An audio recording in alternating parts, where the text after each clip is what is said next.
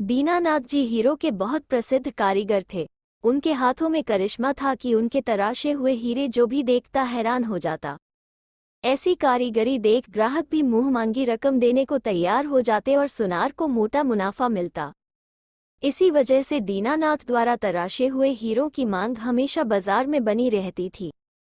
वो सुनारों से हीरा ले आते और अपने घर बैठकर उसको तराश कर सुनार को वापस दे देते।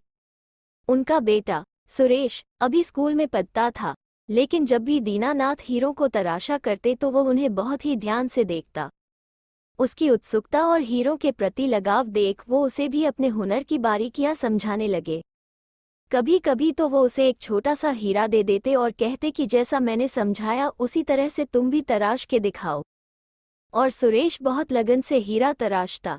जैसे जैसे वक्त बीतता गया उनका सुरेश भी अच्छा कारीगर बन गया और दीनानाथ जी बहुत खुश थे। अब वो सुनारों से ज्यादा हीरे लाते और दोनों बाप बेटा मिलकर उनको तराशते।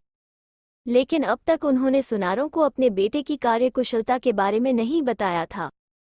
एक दिन अचानक दिल का दौरा पड़ने से दीनानाथ जी की मौत हो गई।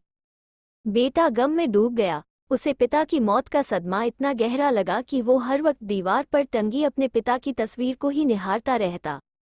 जब से दीनानाथ जी का देहांत हुआ था तब से घर में कमाई का एक पैसा भी नहीं आया था।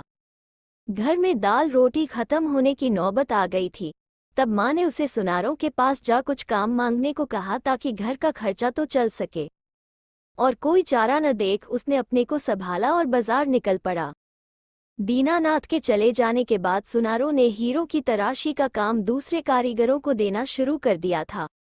कुछ सुनारों ने तो सीधा ये कहकर टाल दिया कि जब काम होगा बुला लेंगे, और कुछ ने अभी कोई काम नहीं है कहकर उसे चलता किया। थक हार कर बेचारा घर वापस आ गया। घर के हालात अच्छे ना होने की वजह से उसने कहीं नौकरी करने की भी सोची, लेकिन फिर ये सोच कि उसे तो हीरो के अलावा कुछ आता ही नहीं, वो मायूस हो गया। कुछ दिन ही बीते थे कि एक दिन एक आदमी उनके घर आया। उसे मालूम ही नहीं था कि दीनानाथ का तो देहांत हो गया था। ये सुन उसे बहुत दुख हुआ और वो जब चलने को हुआ तो सुरेश ने पूछा, क्या कोई काम था? तब उस आदमी ने बताया कि वो पास के शहर में सुनार है और अक्सर दीनानाथ से अपने हीरों का काम करवाता था। ये सुन सुरेश ने उसे आग्रह किया कि वो एक हीरे का काम उससे करवा के देखे। सुरेश ने उसे ये भी बताया कि अपने पिता से पूरी कारीगरी उसने सीखी है। ये बात उस सुनार को ठीक लगी और उसने सिर्फ एक हीरा सुरेश को दिया और कहा कि इसे तराश कर कल मुझे दुकान पर दे जाना। अपने पिता को प्रणाम कर सुरेश काम में जुट गया। सारी रात लगा उसने उस हीरे को तराशा और सुबह उस सुनार के पास पहुंचा। उस हीरे को देखते हुए उस सुनार के मुंह से सिर्फ एक ही बात निकली, कौन कहता है दीनानाथ जी नहीं रहे? दीनानाथ तो मेरे सामने खड़े हैं सुरेश के रूप में, ये तो अपने पिता की ही परछाई है। ये सुन सुरेश की आंखों में आंसू आ गए।